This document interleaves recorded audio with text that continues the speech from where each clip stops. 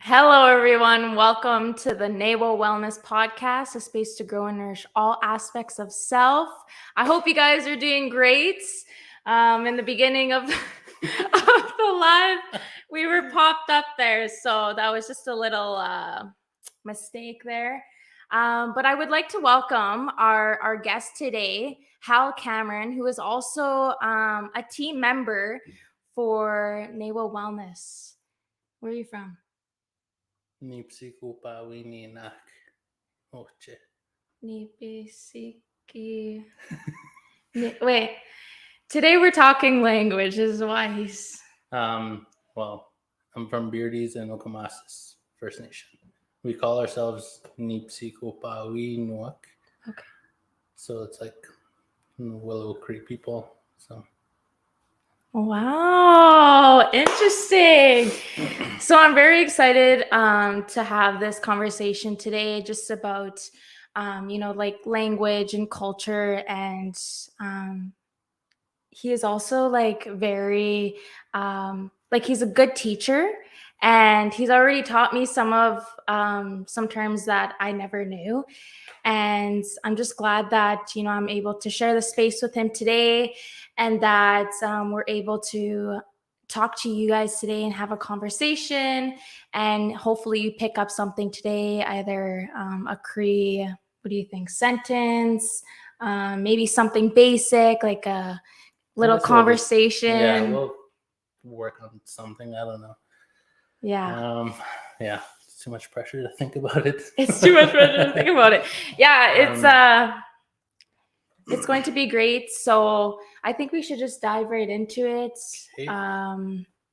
So I don't know really how long you've been learning your language. Mm-hmm.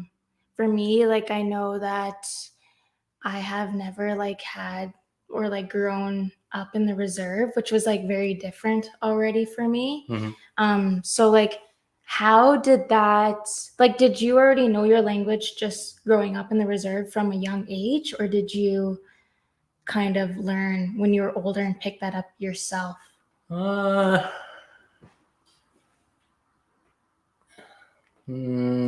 want to say like Kiskisyan Manayo Syrian. And so like I remember like when I was a child, people would come and visit my parents. My dad was a fluent speaker. My mom understood the language, but didn't speak. Just didn't have that confidence to speak. Mm-hmm. And so she didn't speak, but my dad was a fluent speaker. So when we were younger, and he was like a ceremonial keeper, and so people were always coming to our house for help or for anything like that. And so our house there was always someone there.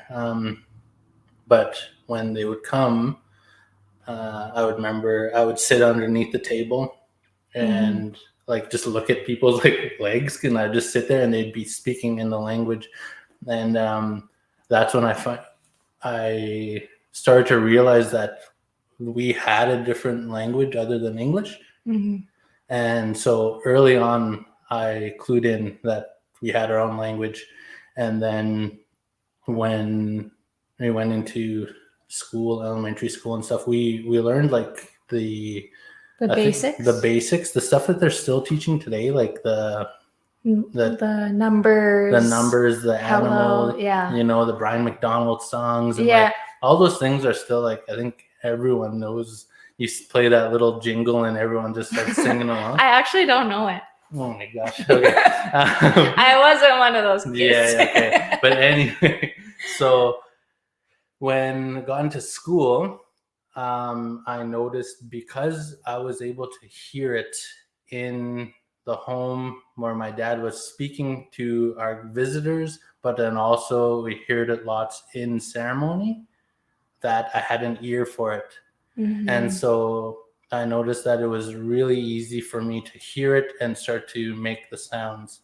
And so when we were going through the motions in school and how it's being taught, I kind of excelled at it because I was able to easily make the talk. And and then I think when I got to like grade 4 or 5 is when we got introduced to Chakapegana, which is like the syllabics. And from there, that really like shifted my learning too, because then I learned that writing system. And in the writing systems, like if you learn all those symbols and the names that they are given, because they're spirit markers. That's Chakapegana means the spirit markers. Chakapegana. Chakapegana. Chak. Jack. Yeah, Chakapegana. Chakapegana. Yeah, Chakapegana. No way, I didn't do it with the accent. Huh? Chakapegana. Chakapegana. Oh, that felt like it just rolled off the tongue nice, like it was just supposed to. I felt the house shake a little bit. It just got hot in here, hey? Anyway, so Okay. I learned, got introduced to syllabics or Chakapegana, and then from there, started to notice that each symbol had a name. There's a story to how the spirit markers came to be. I don't know it like fully, but it's a really like profound story, but in there, each of those symbols is a spirit, and it has their own name. So like if you look at our logo, it's like Ne, this one right here, Ne, Wo. So this spirit's name is Ne. This spirit name is Wo. And then they put them together and Ne, Wo, and they're just like, it's built that way. And so I think I don't know if I should tell the story, but the person who was first gifted the spirit markers, his name was Badger Collar, or he makes Badger Talk. I can't remember how you say the name, but he was taken to this place, and there these symbols were, and this person was teaching. This person was teaching him, and from there he was asking what their names were, and they would illuminate or something, and they would speak their name, like what's so. And so at a young age, I started to realize that if you learn the sounds proficiently, and then from there, you're able to make the proper sounds, and it just makes it that much easier when you're like hearing words. You're able to like, instead of like trying to spell it phonetically, you can use our own writing system, their own spirit markers for the names that they were given. So these are called spirit markers and not syllabics? Yeah. A chakus, or a chak is like a spirit, sacred spirit, and then Chakapegana is like a marking, or like something like that. Wow. Yeah, so it's much more in Nehiyawe Win. It's not just like English is so like flat. It's like there's no like roots in it. It's like it's lost so much of the meaning, I guess. Yeah. And so when I learned that writing system, and I started to realize that if I get proficient at making the proper sounds and repetition, and then hearing them in fluent speakers speaking, it just made my learning really, I felt a little bit advanced at a younger age, because I was tuning into those things already. Because even in like my age group, there was maybe 2 or 3 of us who were proficient in like wanting to learn the language. But even just as I continued to grow and go into high school and going to university and whatnot, there was very few people in my age group anyway I didn't really have a support network. Yeah. So I kind of had to develop my own learning. So you were actually like, when you were young, you heard it lots, like your grandparents were speaking it lots, or your parents were speaking it? My dad spoke it quite a bit, and whenever like my late Nuko Mary, when she would come over, she would speak whenever like elderly or people, like I was really fortunate enough too, is that because my late father, Noktawi Pan, as I would say it, he was a ceremonial keeper, but he also like ran the wakes and funerals and the community feasts and whatnot. So we were always in the presence of elders and fluent speakers. So even when we went to wakes and funerals, there was a little table that we have there, and they call it the liar's table. So that's where all like the old men sit, and they just tell stories. And so I got to like kind of sit next to my dad and just listen to these So old you were men. old men too? I guess so. At ours. Okay.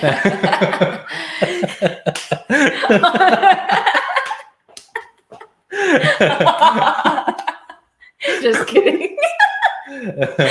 But anyway, I was fortunate enough to hear the language in a lot of like community environments, and so I felt very fortunate, and I think that's kind of what built that foundation for my passion for the language. That it just like it was always like being shook up and woken up at a young age, and then so when I took the stance that I really wanted to take a serious approach to learning, it was already like you already had that drive. Yeah, it's like the embers were already like just ready to be lit, and so that was motivating you to like see growing up that they knew the language, that maybe because you could speak it those terms, you were like, then I can learn this. So I can pick it up like easier. And I found it really cool when I learned Jakapeg, and that it was almost like code. So it's like no one knew how to write the system. There's a few of like my cousins and siblings who knew, and so we'd like be able to like write things to each other, and no one would know. So it's kind of like as kids you had to made fun. You're like this is the answer. You just write secret codes. But that's kind of like where things had led, and where my passion for the language kind of came early on. So I think it's like you're very blessed, I gotta say that, like to be able to be raised around your language, because there is a lot of natives that weren't fortunate enough to actually hear the language and be raised around it. And that was something like even myself, just being an urban native kid in the city, it was a little difficult to pick up the language because, you know, my mother didn't speak the language, and my father, he's a Métis, so it was different. And I guess even when I was around like my grandparents, they would speak the language, but when they would speak the language, they would do it so I wouldn't understand what they were saying. And so it was hard for me to actually pick it up, because when we would talk to each other, it was like just English, just like this.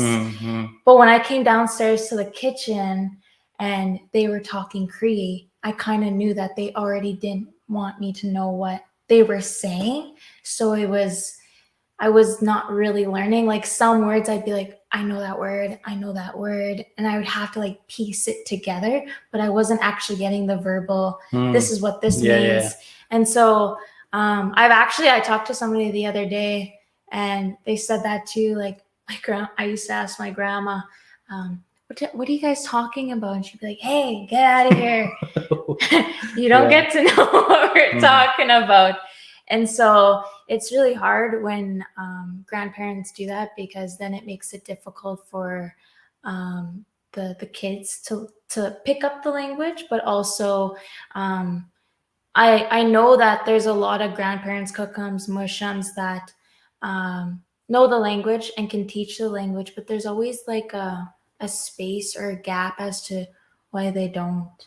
And so I've heard, you know, like maybe it's shame, maybe it's, you know, guilt, but that's the only way that really is the easiest way to learn the language, instead of having to, you know, pick it up yourself and asking and basically teaching yourself.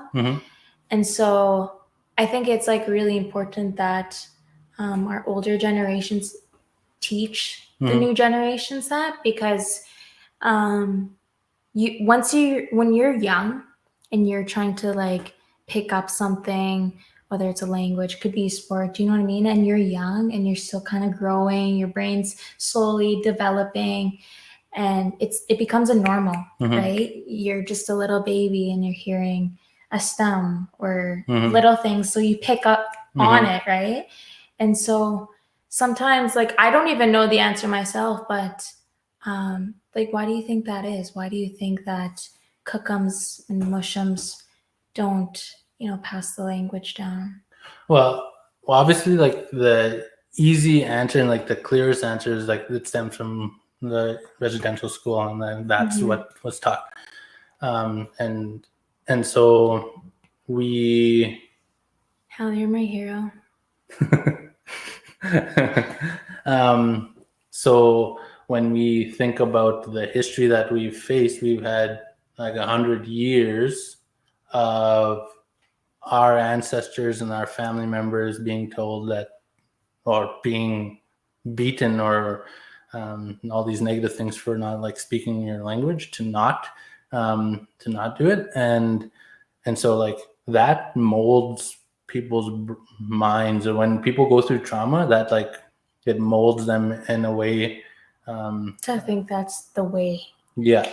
And so it takes a lot. It takes more work to break that and change it and try to shape it into a different way. And so fortunately, I've been fortunate enough to come across those elders and language keepers and language helpers who understand like that mistake that they didn't pass on the language, but are still willing to do the work. And you've seen that when you came to the camp, there was fluent speakers there who were like so loving and kind, and like were just so willing to help us and be patient with us. And those are the things that we need to continue to try and find and create safe spaces, so that us learners who are in a vulnerable state of learning can just like dive in and feel safe to be vulnerable. And so that's like the short answer, I think, to why it's not being passed down. But I think in my experience, it's like our cookums, our mushrooms, where they want to help us, they want to hear us speak, and we just have to approach them. And so like what I've done is I've always made it an effort to go and offer tobacco to someone who I want to learn something from, whether it's a story or how do you say this, or like, all these different things, and like offer them tobacco and ask them properly. And then from there, it's like things just kind of fall into place. But that kind of aligns with like when I was talking to you about like how we don't refer to ourselves as Cree. It's like we say Nehio or Nehioak, Kiano, Nehioak. So it's like us, four-bodied people, or people of four, I guess. It's like that's like Nehio is what we refer to ourselves as, and that's like much more than just Cree. And I guess like I shared with you earlier, it's just like it's made up of two words, Newo, and Weo is a body, so four, Newo, and Weo or Mio is a body, but Neweo, and then it's kind of got shifted into Nehio. Yeah. And so like the four-bodied people, and so it's like the number 4 is really significant.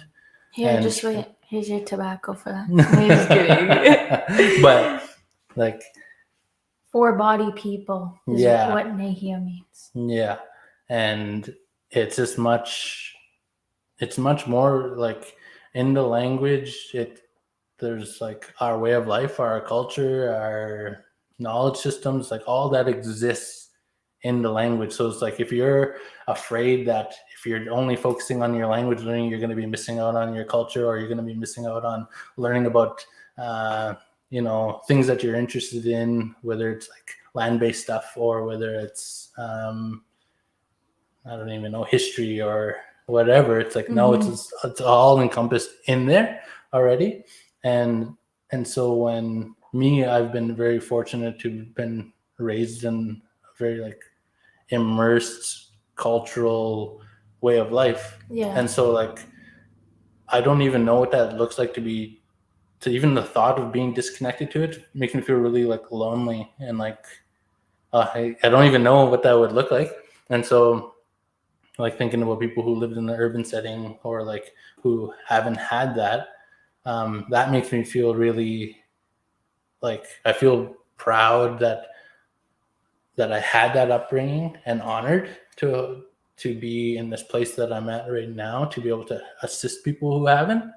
But at the same time, because I have or I can have a smidge of an understanding of who we are as a people and our way of life, that I always trust in the process and try to always ask for help and stuff. So the things that I've been blessed with now, it's not just me that's done it. It's like I've trusted that Semanto or our loved ones or ancestors are always like helping, because like when I went in through ceremony, asked for the language, asked for my language to learn. I'm like, it's like I went and sacrificed and asked for that. And so I'm just like trusting that they're wherever they are, they're aligning things, putting people or things in my path so that I am working towards that. And just like I can't separate that notion, that idea that I'm being guided. And I find that really humbling, but also really like it makes me feel like really emotional to feel like even though I may be like physically by myself most of the time, I'm never really alone. And it's just like it's really like a loving, warm feeling. And that's our way of life. That's in bed. And I've come to that conclusion through our ceremony, through our culture, through our language, all that stuff. And so it's like, it's not just like language learning. It's just like you're finding yourself, and just like when you speak, it's like you're hearing your true self, the voice that the creator put you on this earth to be. And you could just like, when you say like Hal Cameron, or you'd be like, I don't know, you could say, yeah, it's like where you're from. Howard Cameron, Kakitit, Egwa, Norlane, Gray Eyes, Niki, those are my parents. It's like, and I'm just like, I'm speaking to you truth for like my truest self right there. And it's just like, you think about that, and it's like, and language, it's just not words spoken. It's just like, if you're even like asking for help and you say like wichihin, or you're asking for help from the creator. How do you say ask for help? Or you just say wichihin. It's like wichihin. Help me. Okay. Wichihin. Yeah. Wichihin. Yeah. Say so it like in the mic. wichihin. Wichihin. Or wichihin, people say wichihin. But like when you put yourself in a prayerful state, and you're asking, let's say you're going through a hard time, you say wichihin, and you're asking the creator or whoever are helpers to help you. And you think about it, it's like our language is like timeless, and it's just like it connects you to all those people who have spoken that word to the creator and asked for help, and maybe they're the ones helping you too. It's just like you think about that, it's just like this really big, profound thing that exists.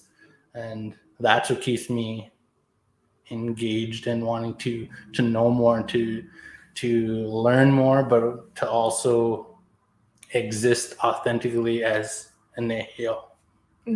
Yeah, because those things have been shown through language learning.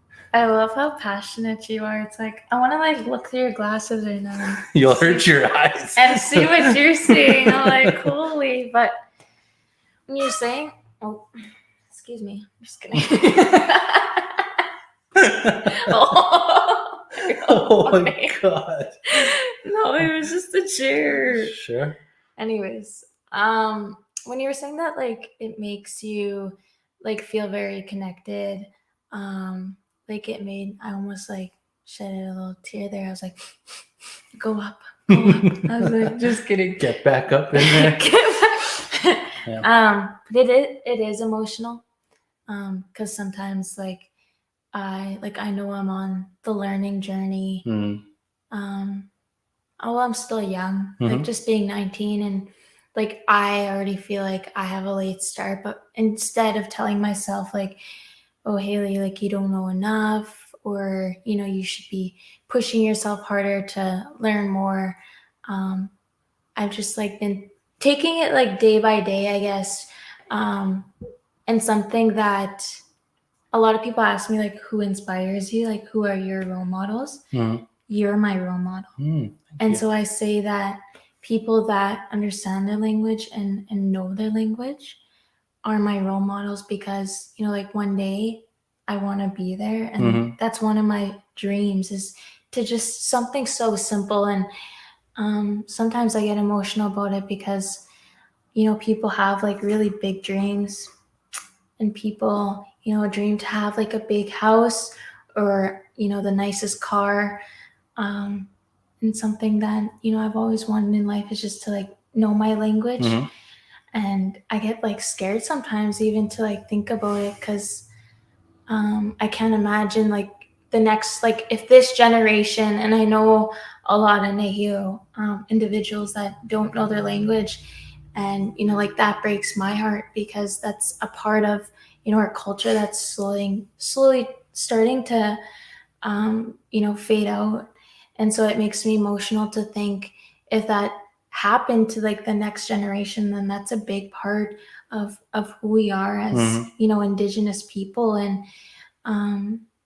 it's just something that, you know, it puts the pressure on me to pick up my language, because I want to, you know, when I start my next generation and have my own children, I want to be able to give them that, to, you know, speak the language, for them to, you know, feel that connection that you have. And I felt that disconnection, and I still feel it, you know, just like through prayer. When I pray to the Creator, I wish sometimes that I could pray in Cree, and I try to, but it's almost like I'm just missing a part of myself. And which is not my fault at all. So I can't blame myself. I can't blame, you know, I can't blame my parents. I can't blame my grandparents, anybody, because it's not real. It's not our fault. But it's something that a lot of people my age, and people who are even older than me, have to take seriously, because this is a big part of our identity. And yeah, when I almost got emotional there, but when I talk about it, I really do feel it. And sometimes, like when I speak the language too, even though I might not be saying it right, I know that I'm trying, and that matters. And so when somebody, you know, corrects me, instead of being like, oh, you don't have to like say that, like I know, I'm like, thank you for correcting me, because I might not have said it right. Instead of, you know, laughing at me or giggling or saying, yeah, that's not how you say it. Like, do you know what I mean? So, and kind of just being like respectful about it, because, you know, once you get a kid to feel that way about speaking their language, and I've seen it, you know, firsthand, you know, some kids saying a Cree word, and that kid being a little criticized for the way that he said it, and I saw him kind of shy away. And that's something that we can't do to each other, you know, not just kids, but to adults as well, or even little kids, like little tiny babies that are trying to learn, is to make them feel comfortable, but to make them feel comfortable enough in these environments to even pick up the language and want to, I guess, learn it, because that's something that is always a barrier too, is feeling comfortable to actually say it. Yeah. So there's like a few things that, like, when you're speaking, kind of came to mind. So like the first thing is that if we want to think of ourselves, well, a lot of us, our generation, even a generation older than myself, they don't speak the language, or they know very little. So in reality, we're all children. It's like we're all children, or very infant in learning, in our learning. Yeah. And so we all know what it feels like to feel vulnerable speaking. We know what it feels like to be laughed at. We know what it feels like, all those things. It's just like the only advantage that we as adults have is we have the skills to be able to, or the tools and resources to be able to try and like heal ourselves so we don't feel as bad or don't feel as much shame and all that stuff. But children haven't been shown those skills or developed those skills yet, so they're really delicate. And so we have to be really careful when there's like children and young people who are wanting to learn, because they're just really delicate, really sacred little beings. And like, I think I shared that with you guys too, that the word oasis is it's the I'm trying to remember how it goes again. Oasis is a child. Yeah. And I've heard like oasis is like it's like he or she, like they shine, but oasis is like the shiny ones. So they're talking about the children because they're like really pure, and so it's like that's embedded in the language. Aww. Yeah, so if you think about it, it's like our people were told, we're gifted the children, and we seen them that they were so pure and like given from this really divine place from the Creator, and so they shined like something very sacred. And so that's what we call them, oasis. But like, you see how much is lost deeper meaning by just saying a child. Yeah. Or oasis, like children. There's so much more than the word actually is. If you really look at how the word is, it's like the shiny ones, and it's like, well, why are they're not like literally shiny like tinfoil or anything, but it's like their spirits are really shiny, because that's who we are as people. That's our worldview. And it's like, just a simple little word like that has so much depth.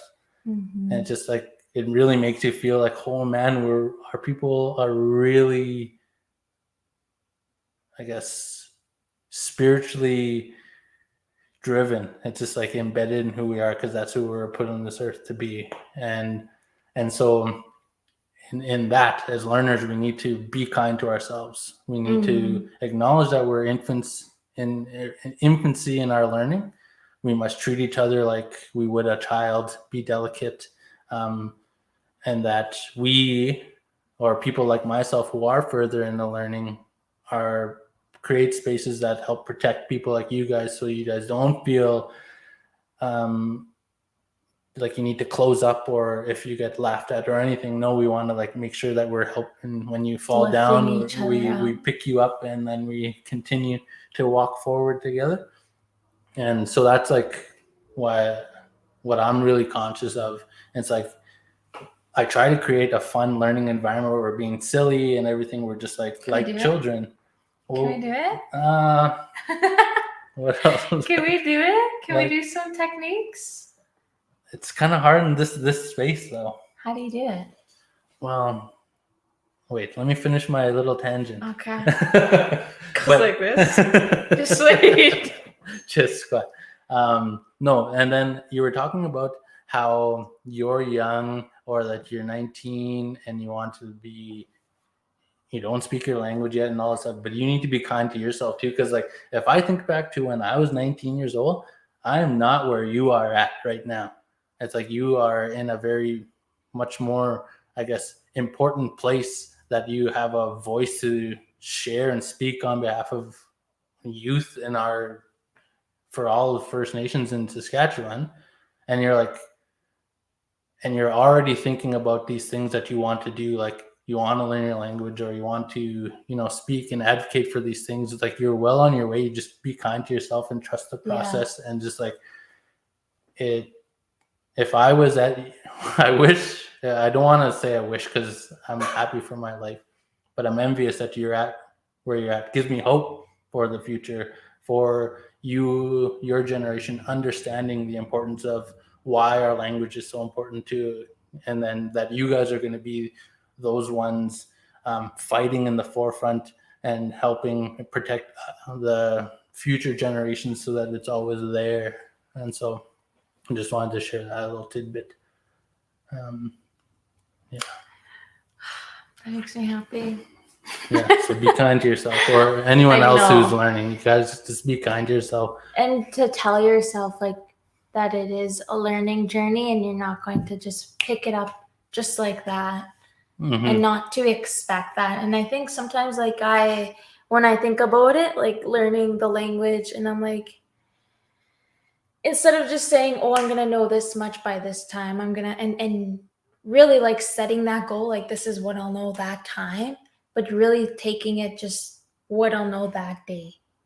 And so I think about, instead of pressuring myself, like I need to know this by this time or things like that, it's like, I know what I know right now and I can learn something right now as we speak. And so sometimes when you pressure yourself that you have to know this by this date, or that you want to learn this in how many years, you want to speak the whole, like know the whole language and be able to understand it in a couple of years, it's almost like that pressure kind of like intimidates me to think that way. But then also it's just not realistic for myself that everyone is going to be different. So I can't, maybe I will learn it in a couple of years, but some people are going to pick it up way faster and people are going to pick it up way slower. And so it's going to be different for everybody through their own experience, but also to just like not beat yourself up. And sometimes like that does happen. Everyone like doubts themselves, and when they're not getting it right or they can't say it the proper way. But you know, I don't pressure myself that, oh, okay, today I didn't pick up one word today. I didn't learn a new word today. So I'm not going to beat myself up for that. But then, you know, the next day I'll just learn 2 instead, or I'll learn 3 words instead. And so, I don't know how to like really explain it, but I guess like the whole learning thing, it's not like school at all. It's not like you say this and then this is what you know. But it's more like the learning process. It's like, I'm not gonna lie, to get proficient in a language, you have to put in time and energy. You're gonna put in like hours and hours of hearing the language, and then hours and hours of trying to speak and fumble, and just like repetition. That's like, there's no other way around it, unless you're like really sacred, where it's like the creator put you on this earth and you're just able to just hear something and speak it. But like realistically, that's just that's what people don't see with me. They like, when I've went and chatted with people, or when I lead language learning sessions, like, I'm not a fluent speaker. I'm still very early in my learning, but people think that I know a lot, but it's like, I just know just a little droplet of this vastness of what our language holds. And but that came with like profound sacrifice. Like, I had to, like, if I could give a little snippet of like what my process was, like, for like 6 months, I gave up pretty much as I could hearing English. So like, I didn't have internet at home, didn't have like cable or satellite. I stopped listening to music with English lyrics. I stopped reading books, and so I tried to limit that as much as I could, and that I set a rule that the first thing that I was going to do in the morning, well, I was going to give thanks, but then I was going to hear our language first. So then I would find recordings on YouTube, NBC Radio with Abel Charles. He has those episodes saved, so you can download them to your phone. Same with the YouTube ones. You can save the audio files. Or I would go to my language helper and learn stories. And from there, I would listen to those things for at least half hour every morning. And then from there, throughout the day, I would like make little times to be like, okay, what do you remember? And then try to like hear it. And then, so I would do that throughout the day. I totally did away with like, they call it SRO, so Standard Roman Orthography. So that's like the written English system, like the letter A and B and, you know, all that stuff. So when you write down like Newo, people usually see Newo, Yeah. Newo. So our minds are already thinking in English while learning Nehioewen. So that's like challenging. So what I did is I totally did away with that writing system, and I got really proficient again with Chakapegana, so that if I had to learn a writing system, I was going to use our own. And so now when I say Newa, I actually see these symbols. Newa. Going to see the sounds. Newa. Wow. And so like that. And so I'm trying my best to not compromise my learning by thinking in English. And so I did that for like 6 months, and I heard the language. Even at nighttime before I went to bed, I would just put a story in Nehioewen on repeat, just Yeah. loop it. And I would just put it under my pillow and play it all night. Next morning, my phone would be almost dead, but that story With was drool on it? under my pillow, but it would still be playing. And so unconsciously, when I was sleeping, I was still hearing the language. And then so once I was like really immersed in that, I tried to create a very like immersed environment for myself, especially in my home. I noticed that my learning just like started to take off. I was starting to hear words, recognize patterns, and retain things a lot quicker than how I remember I used to, where I would hear a word and then 5 minutes later I wouldn't remember. And so like it's like, because I put in that time and energy and really committed to just how valuable this is in my life, and I tried to make it applicable to my life. And try to have a use for the language, it just like came really, really easy. And so along the way, though, like in the past 3 years, like I went through like mental health stuff. And so I noticed that I had to deal with that. I had to take care of myself, and that my language learning really tapered off. And so I really need to, I don't know, but I took time and got back to this version of me who was like healthy, and I've noticed my language learning is picking up again, and it's just like getting easier again. And like I remember things that we learned at the camp, and it's like it's easy for me to hear words and phrases. Like I still remember my Musham Roy said taskataha, it's like to split. And like I have little aha moments now where I learn how things are conjugated, and now I'm like, oh, that rule that he said, I can see where it applies in different uh, aspects of when you're speaking in the language. Because like he was talking about taskata is to split. Yeah. And then he said, so I'm splitting it taskataha man. And then if you're splitting wood, it's taskataha man. If this person over here is doing it, it's taskatahak. And then if these multiple people are doing it, it's taskatahakik.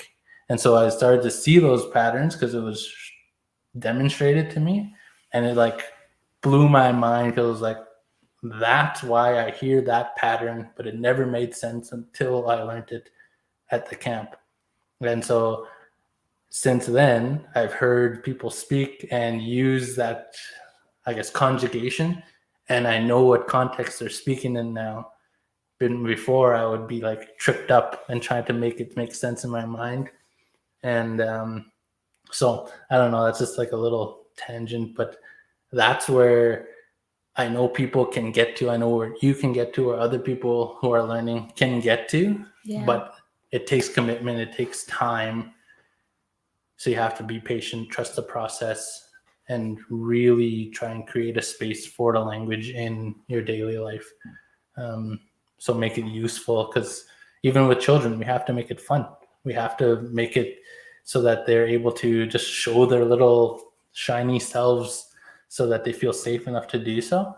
And so that's what, when we were doing those exercises with the kids in the camp and doing all these things in the language and being funny and laughing, and we were giving ourselves permission to be vulnerable and showing them that it's okay to be vulnerable and that we're all in it together. And that was just really cool to witness, to see like all those generations. I think there was like 3 or 4 generations there, and we're all just like staying in a space of the language. I think we stayed in one for like an hour and a half, where we only spoke Nehiyawewan, and it kind of just flew by, but it was just beautiful to witness. And yeah, I don't know. Yeah, it's kind of still nice to think about. It's like really inspiring. Yeah. I know. I think when we went to the culture camp, I was like, I just, I was so excited to go, like seriously. But more importantly, just seeing how like really everyone was participating. And so it's really hard to get kids to be like active participants because yes, they'll sit there, but how long are they going to sit there and want to listen? And so for them to like keep repeating those words, it was just like so powerful. And just for like a little bit there, I got emotional just seeing like my niece and my nephew and some of my family there. But seeing like these elders and adults and these children like all running around and like we're all here for the same reason and we're all here to learn. And so I remember when we were sitting there like in the teepee and we were just like talking, it was just like a really nice feeling just to like reconnect back to the culture. And I think sometimes people forget like how powerful, how grounding it can be to just do those little things, just be outside with the land, like just, being in teepee with you and Kayla and Aaron. Aaron's his name, yeah. Mm-hmm. Aaron. It was just a beautiful moment, and I really like took advantage of that, just like spacing myself from the media and like stuff that I see there, but then trying to be present in the moment. And we need to like appreciate those little things, especially like our elders, some of the elders there, like people are getting old, and we have to teach each other, and the best way is through stories and telling each other stories. And I think too, like when we teach the language, I think it's easier to share the knowledge through the stories.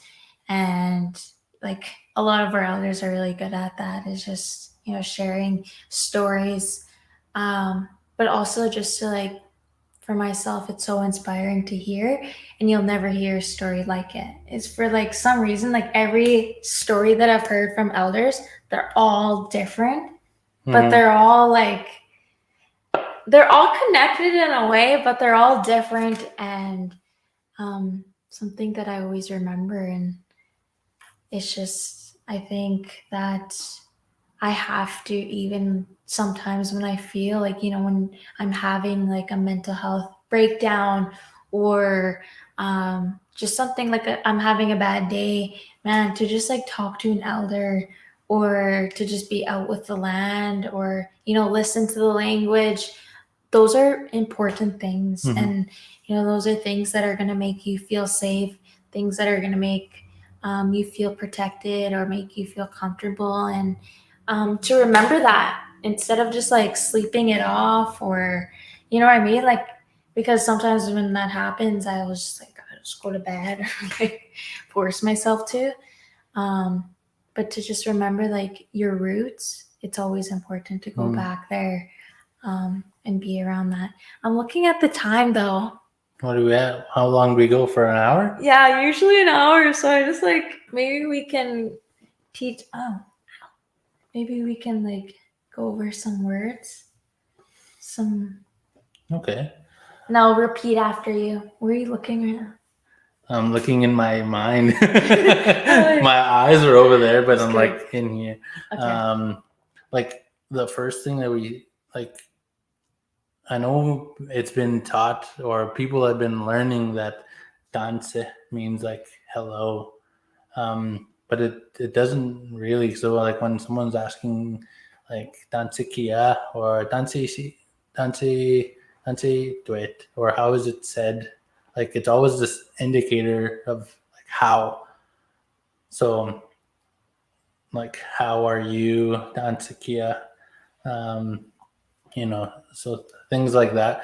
So it's like you're asking someone a question. It's always like a question. So it's like danse doesn't mean hello, and so the term that we use, especially in our community anyway, we would say like I greet you. So Kitatamiskatinawaw. Kitatamiskatinawaw. Yeah. And so that's if like I'm speaking to you and I see you for the first time, I could be like, Kitatamiskatinawaw. So I agree to you. And then I could be like, Tansikia, like, how are you? And like, so that's like, it's just a natural flow. You hear a lot of that fluent speakers say that when they address people or whatever. Kitatamiskatinawaw. Gakyo is you all. Yeah. Gakyo. Yeah. Gakyo. Yeah. Kitatamiskatinawaw is I greet you, so it's like a singular person. But Kitatamiskatinawaw is you all. It's like plural. Whoever, it's like a group of people. Okay. So that's what come if you're speaking to 2 people or if you're speaking to 100. Kitatamiskatinawaw. I'm greeting you all. Like I greet you all. Yeah. And that I remember learning when I was just a kid. When my late dad, we went to the wake and the funeral. We went to the wake and we went to the Liars Club and the Liars Table, and my dad nudged me on the thing and he said, "How Tamskow." So he's like, greet him, and so I had to Tamskow. A Tamskow. Yeah, Kitatamiskatinawaw. Remember, so like it's that root, a Tamskow, Kitatamiskatinawaw. It's kind of probably doesn't make much sense to you, but like I hear it and I can kind of see it. Yeah. But that's like that's how our language is built. It's like has all these roots, and you just figure out how it's conjugated to mean in different contexts. But yeah, so a really good one is when you're greeting someone is Kitatamiskatin, or if you're greeting a group of people, Kitatamiskatinawaw. Kitatamiskatinawaw. Yeah, Kitatamiskatinawaw. Kitatamiskatinawaw. Tinawaw. Nawaw. Tinawaw or Tinawaw? Tinawaw. Tinawaw or Din? It's Tinawaw. because we say T's like these, right? Why are you still thinking in English? What? You're saying T's like D's, but I'm not saying that. I'm saying Kitatamiskatinawaw. Kitatamiskatinawaw. Yeah. Kitatamiskatinawaw. Yeah. Ska. Kitatamiskatinawaw. Kitatamiskatinawaw. Yeah. Anyway, so that's like I greet you. It's really like a good way to greet people. That's always how we've done things. It's always like, I guess, nehio or I guess, yeah, kiano, nehio. That's like part of our being, our culture, I guess, is greeting each other. So that's really important. So how would you thank the people? So it's kinanaskumtin. Kinanaskumitin. Yeah, kinanaskumitin. So that's the full kinanaskumitin. How come people don't say hi? I don't know. Like hi, is that just like? I don't think it means anything. Like people have it kind of like got adopted as like that, but the real like and I'm grateful. Yeah, I'm grateful is in the north they say tinige, I think. But us here we'd say kinanaskumtin. Yeah, and then if you're greeting more than one person, or if you're thanking more than one person, okay, so say it. Kinanaskumitinawaw. There you go. Kinanaskumitinawaw. There you go. Yeah, so if you start to see those kind of patterns. That's I'm like thank you. Yeah. So what is ninaskumitin? Ninaskumun. Ninaskumin. What is that? Ninaskumun. I'm grateful. I'm grateful. Yeah, ninaskumun. That's just I'm grateful. That's not really thank you. No, kinanaskumtin is I thank you who I'm talking to. Or you are thanked by me. It's more a beautiful way to say it. You are thanked by me. Kinanaskumtin. Kitatamiskatinawaw. Mm-hmm.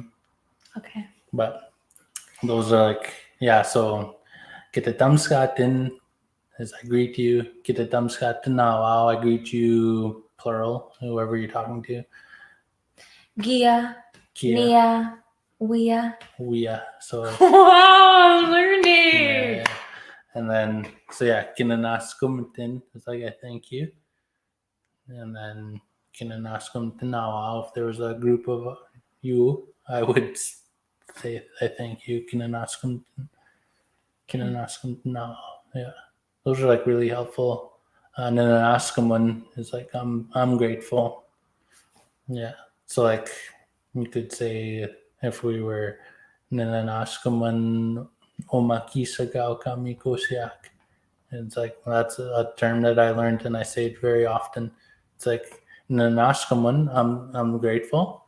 Oma is like this. Kisagao is the day. Nananaskaman Omakisagao. And then Kamikosiak is like gifted. And it's usually from the creator. Mm-hmm. Yeah. Kitakiten and totem. Oh. Do you know what I said? Obviously. I always tell my friends that.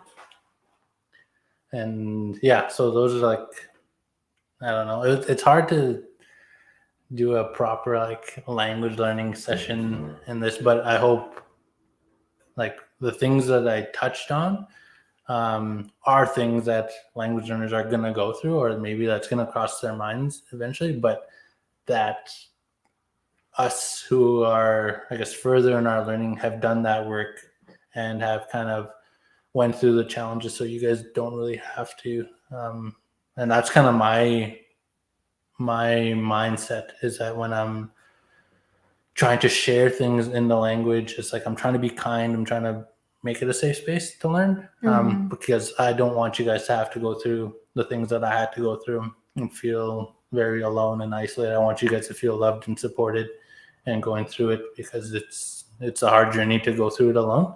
Life's just hard as itself, just even if you have supports, but to feel like you're going through language learning, which is vulnerable, and feel like you're going through it alone, that's very, it's just a lonely feeling. So is that what you would say to like anybody out there who wants to like learn the language?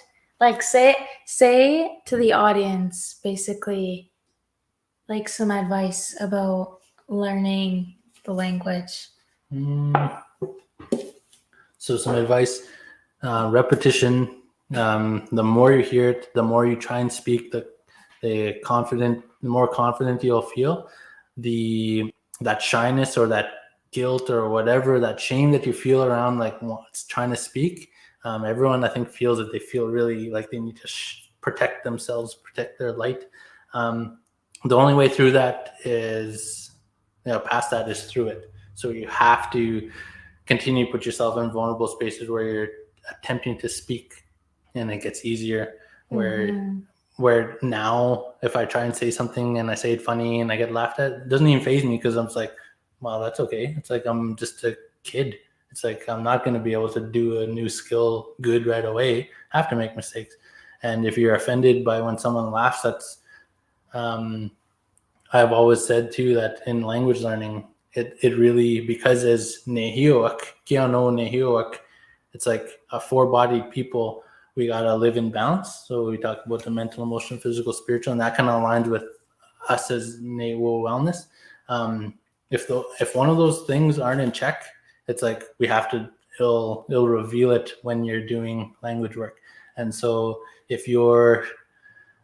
when you get laughed at or something and that bothers you, and it feels, it's like it's revealing something that you need to work on in that aspect of you to do the work, so that no longer bothers you. So it also reveals things for you that you need to work on. You just have to be willing to take the honesty of what it's telling you. And so yeah, you can feel very offended if someone laughs at you, or feel shy or everything, but we must be responsible and accountable for our own learning. And so if someone's making you feel that way, obviously do not use them as a resource. But then also we need to be stronger and persevere through that, because that's going to happen multiple times throughout the journey. And I would say try to find use for the language every day. Try and make it applicable. Learn little phrases each day that you could use around the home or use in your daily life, and use them. You don't have to just always create a language space and only speak it there. It's like, no, apply it into everyday life. It's like you see a lot of places where other ethnic groups are speaking their own language, but they don't really have a care of like us not understanding them.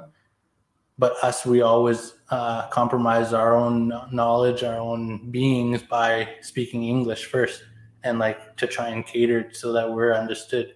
But why? It's like we don't need to. It's like we should be able to speak our true voices whenever we can, and have the other side trying to understand us as well too. So that's kind of my take on some things as language learners to do it. Another thing, I guess, is to record, to always find a language helper, or there's also other apps out there, and you can hear voice recordings of fluent speakers speaking.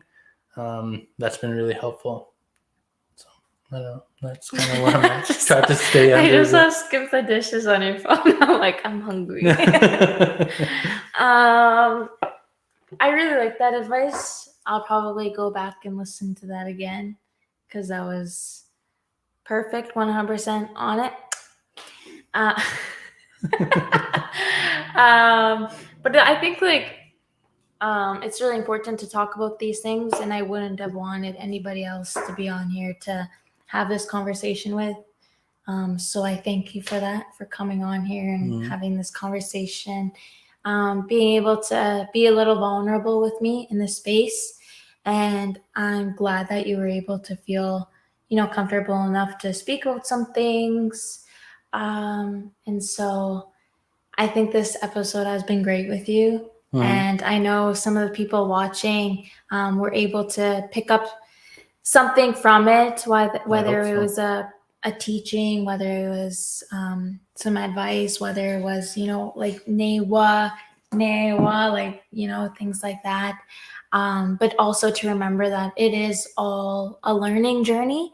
And so never pressure yourself to know more, never doubt yourself for not knowing enough, and to remember that you have that power, that bravery in you, that drive in us to, not really ever give up, because, that's a part of our blood, that's in our DNA, to just not give up and to keep going, and to like always have it in the back of your head and in your heart that, this is a part of yourself, and one day you're going to achieve that.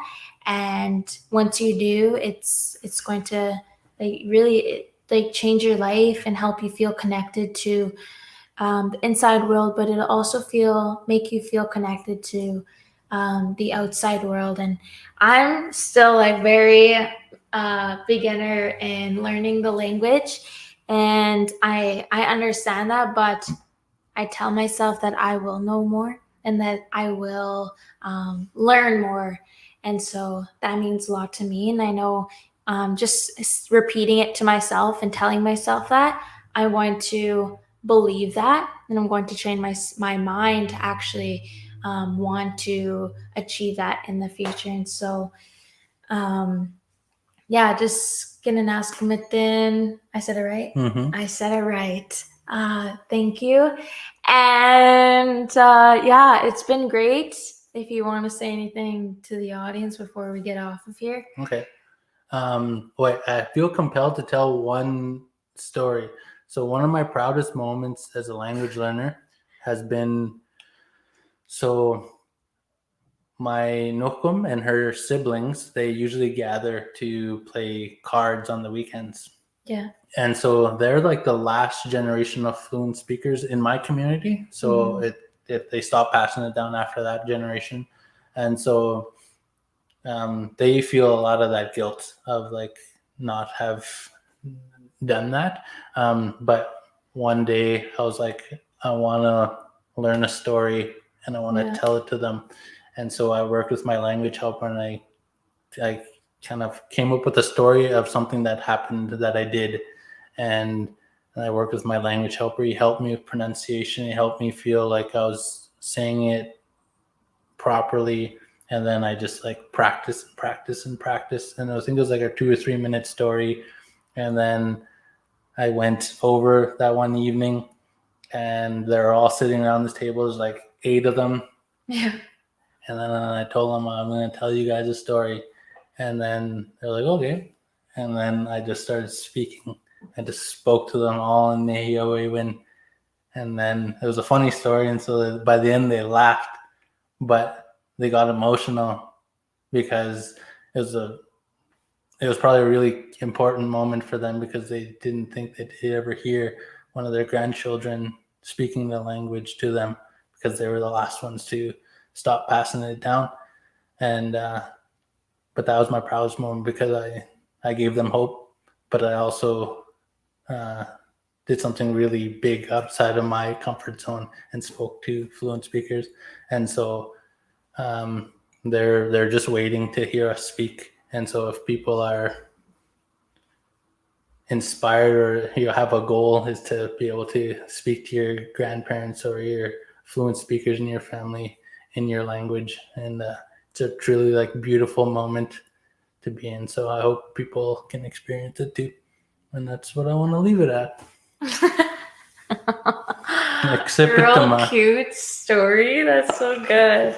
Well, I hope you guys have an amazing rest of your Sunday. I hope you get some rest tonight, that full 8 to 9 hours, I think, right? To have a good restful sleep. 8 to 9 I only have hours. 6. Okay, well, I only have 4. That's just wasting the day. I only have Newo. But I hope you guys have an amazing week. Get your rest tonight. Set some goals for the week. Thank you for tuning in. We do have our episodes now on Sunday evenings, 8 p.m. Central Standard Time. We did have to switch it from Wednesday to Sunday, but honestly, I think it's way more convenient because people are home and people are preparing for the week. So look forward to the Newo Wellness Podcast every Sunday at 8 p.m. Central Standard Time. And you can see me along with special guests every week. So thank you guys so much. I'll see you later. Peace and love.